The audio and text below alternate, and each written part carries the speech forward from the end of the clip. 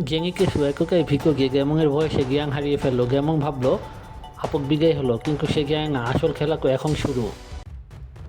খাঙ্গার ব্রিগিং first form, খাঙ্গার club and flush.